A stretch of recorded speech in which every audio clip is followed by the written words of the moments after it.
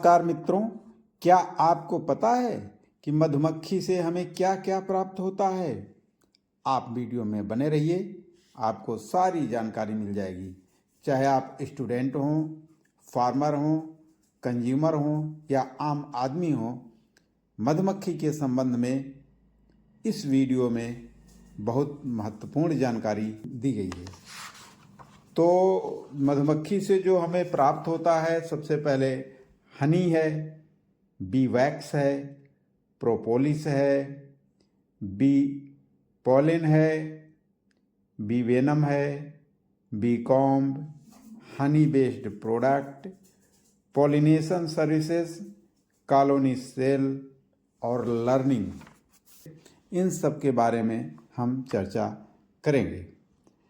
मधुमक्खी एक अति सामाजिक सोशल प्राणी है जो आर्थ्रोपोडा संघ है, आर्थ्रोपोडा फाइलम वो होता है जिसमें पैर जोड़दार होते हैं, जॉइंट उसी संघ का है और इसका वर्ग इंसेक्टा है।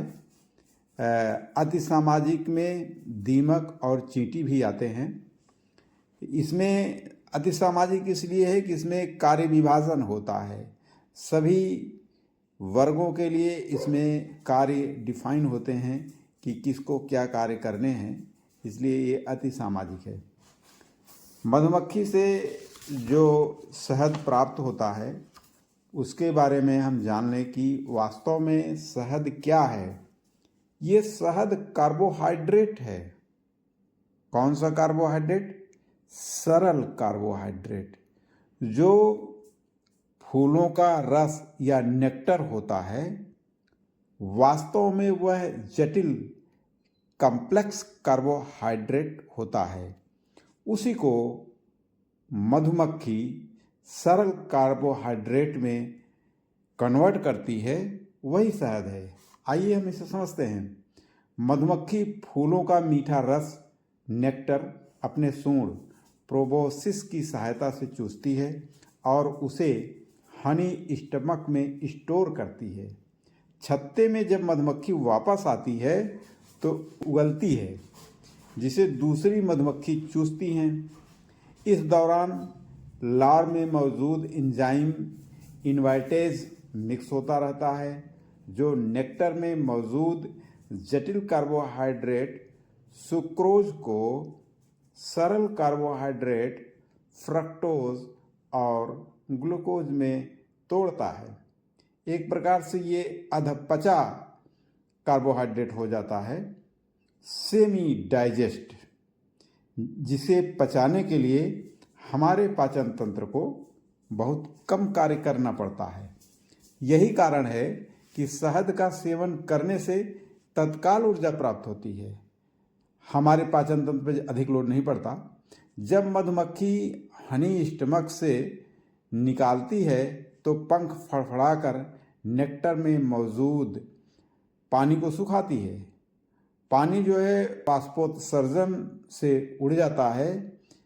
पहले तो 80% पानी होता है, लेकिन जब पानी वाष्पोत्सर्जन होकर 20% रह जाता है तब गाढ़ा हो जाता है और यही शहद है। मधुमक्खी मोम से बने प्रकोष्ठ में जमा करके सील कर देती है। शहद खांसी, गले की समस्या के लिए कारगर औषधि है। इसमें एंटीबायोटिक होते हैं, हालांकि इसमें विटामिन और मिनरल बहुत कम होते हैं। भारत में सरसों, लीची, यूकेलिप्टस, जामुन, बबूल, जिसे अकेसिया कहते हैं, से शहद बनती है। मधुमक्खी से प्राप्त होने वाला जो दूसरा प्रोडक्ट है वो बी वैक्स है। मधुमक्खी के छत्ते से प्राकृतिक मोम प्राप्त होता है जो बायोडिग्रेडेबल होता है, इको फ्रेंडली होता है, स्वच्छ और स्वास्थ्यवर्धक होता है। केमिकल वसा इसमें फैटी एसिड और कार्बोक्सिलिक अल्कोहल होता है जो धीरे धीरे देर तक जलता है। पर्यावरण को नुकसान नहीं पहुंचाता है, जबकि जो पेट्रोलियम के बाई प्रोडक्ट से पैराफिन से बना मोम होता है वो तेजी से जल्दी जल जाता है और हवा में विषैले पदार्थ छोड़ता है, हमारे पर्यावरण को नुकसान पहुंचाता है। इसलिए मधुमक्खी के छत्ते से जो प्राकृतिक मोम प्राप्त होता है वह इको फ्रेंडली होता है।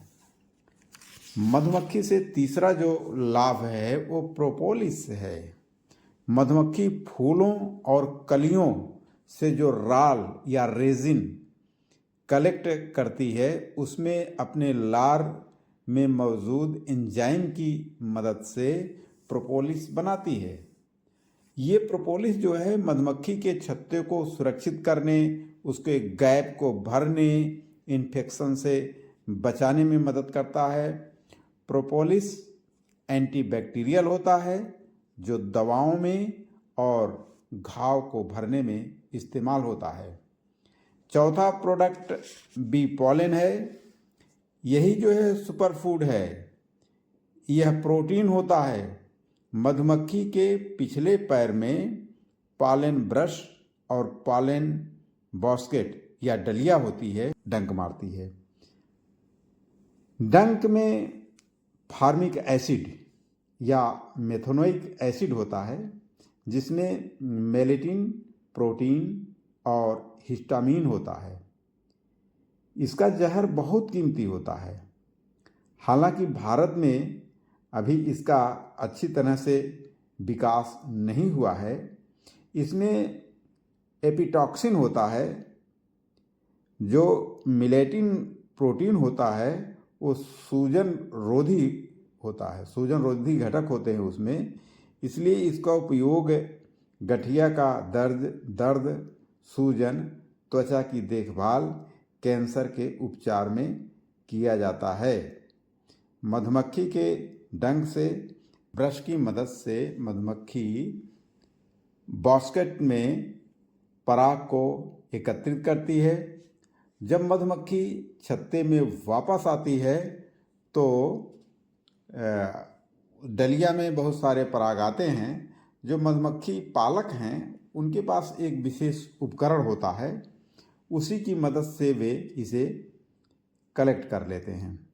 यह प्रोटीन से भरपूर होता है। इसमें विटामिन्स और मिनरल्स भी होते हैं। ये इम्यूनिटी बढ़ाने में कारगर होता है, इसलिए इसे सुपर फूड कहते हैं। मधुमक्खी से जो पांचवा प्रोडक्ट है रॉयल जेली है। रॉयल जेली जो वर्कर मधुमक्खी होती हैं वो रानी को खिलाने के लिए बनाती हैं। यही रॉयल जेली ही खा करके रानी की उम्र बहुत अधिक अन्य मधुमक्खियों की तुलना में हो जाती है। जहाँ अन्य मधुमक्खियों की उम्र लगभग 7 सप्ताह 6 सप्ताह औसत होती है, वहीं रानी जो है 2 साल 3 साल तक जिंदा रह सकती है। रॉयल जेली एक प्रकार से हेल्थ सप्लीमेंट का काम करता है और इसका उपयोग रानी बनाने के लिए मधुमक्खियाँ करती हैं। साइज भी मधुमक्खियों की बड़ी हो जाती है। यद्यपि ये बहुत महंगा और दुर्लभ उत्पाद है, किंतु वर्ल्ड में इसकी बहुत ज़्यादा डिमांड है। छठा प्रोडक्ट है बी वेनम। मधुमक्खी का जो जहर है वही बी वेनम है।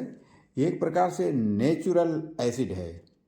मधुमक्खी के पेट के अंत में स्टिंगर होता है और ये फीमेल मधुमक्खी ही डंक मारती है।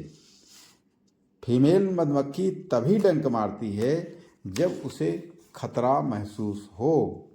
मधुमक्खी छत्ते के पास डंक मारने की संभावना अधिक होती है। छत्ते से दूर डंक तभी मारती है जब उसे छेड़ा जाए या मधुमक्खी दब जाए, अन्यथा मधुमक्खी दूर नहीं, एनाफिलेक्सिस एलर्जी हो सकती है। और अभी आपने सुना होगा संजय कपूर की मृत्यु मधुमक्खी के डंक मारने से हुई थी। हालांकि मैं आपको डरा नहीं रहा हूँ, केवल बता रहा हूँ बहुत रेयर ऐसा होता है। मधुमक्खी से जो अगला प्रोडक्ट प्राप्त होता है बी कॉम्ब है।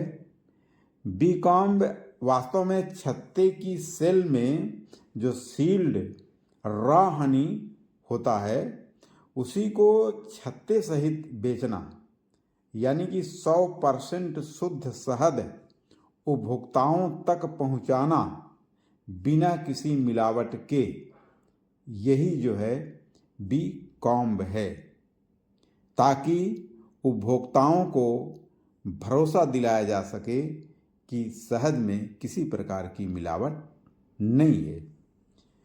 अगला है हनी बेस्ड प्रोडक्ट। शहद पर आधारित उत्पाद क्या क्या प्राप्त होते हैं? बेकरी में देखिए तो केक, बिस्कुट, शहद के कुकीज़ बनते हैं। पेय में आइए, शहद और नींबू की चाय सभी जानते हैं। सौंदर्य और त्वचा की देखभाल में ब्यूटी एंड स्किन केयर में face pack, mask, moisturising cream और लोशन, लिप बाम, होठों को नरम रखने के लिए साबुन और फेस वॉश। हेयर केयर में देखिए तो शैम्पू, कंडीशनर, डैंड्रफ के लिए हेयर मास्क। मेडिकल में खांसी की दवा, कफ सिरप इत्यादि बनाए जाते हैं। अब मधुमक्खी की जो सबसे इम्पॉर्टेंट सेवा है वो पॉलिनेशन सर्विसेज हैं। इस मामले में मधुमक्खी किसानों का सबसे बड़ा मित्र है।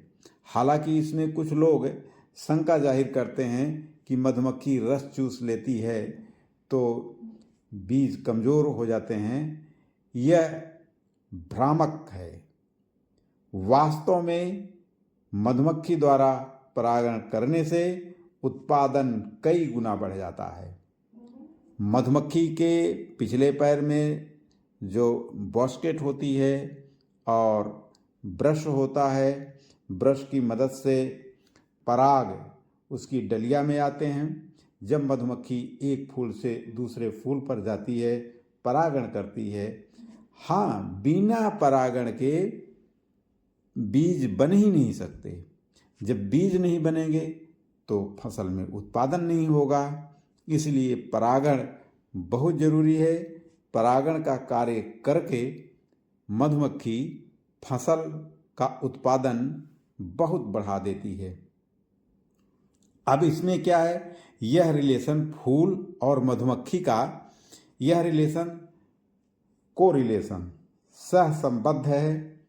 इसमें मधुमक्खी फूलों का रस लेती है, मेहनताना के रूप में उसका परागण करती है। कमाल की बात है, फूल को कोई क्षति नहीं पहुंचती, इसलिए भ्रम निराधार है।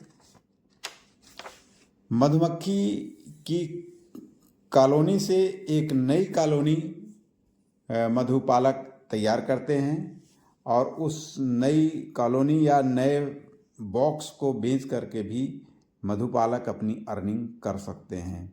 इस प्रकार कॉलोनी सेल करके भी मधुमक्खी पालने वाले अपनी आमदनी बढ़ा सकते हैं। मधुमक्खी से हमें बहुत बड़ी लर्निंग या प्राप्त होता है, सीख मिलती है। नंबर 1, मधुमक्खी बहुत ही सामाजिक या इओसोशल अति सामाजिक प्राणी है। इसमें श्रम विभाजन होता है। ये फूल से इसका सहसंबंध होता है। इसमें किसी प्रकार की चीटिंग नहीं होती है। न फूल मधुमक्खी से चीटिंग करता है, न मधुमक्खी फूल से चीटिंग करती है। बड़े ही ईमानदारी से मधुमक्खी बिना किसी नुकसान किए फूल से रस ले लेती है और उसके एवज में उसका परागण कर देती है। पर्यावरण को स्वच्छ रखने में मदद करती है, जैव विविधता बढ़ाती है, और मधुमक्खी हमारे पर्यावरण के लिए बहुत ही उपयोगी और लाभदायक है। हाँ, अभी इसका ठीक से प्रचार प्रसार नहीं हुआ है और अभी बहुत सारे लोगों को मधुमक्खी के बारे में भ्रम है और जानकारी नहीं है। एक शंका हमेशा बनी रहती है कि शहद में मिलावट है, किंतु हमेशा मिलावट नहीं होती है।